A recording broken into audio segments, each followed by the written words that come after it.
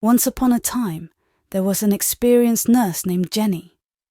She was taking care of sick people and looking after babies. One day, she woke up at midnight and went downstairs.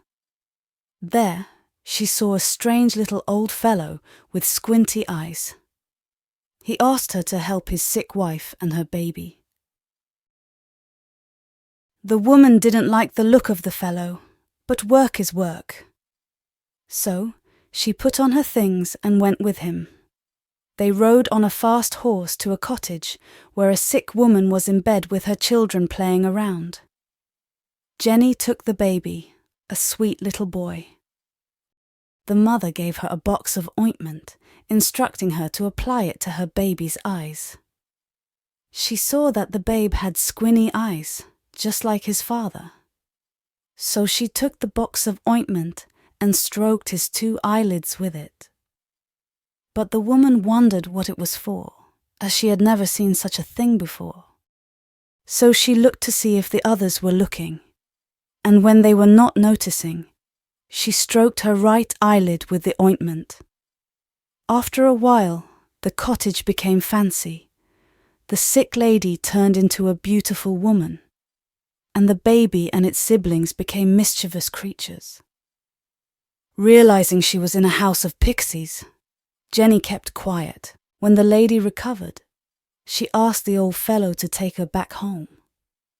Graciously, he returned her, thanking her and paying more than she had ever been paid before. The next day, Jenny went to the market and saw the squinty-eyed old fellow taking things from stalls.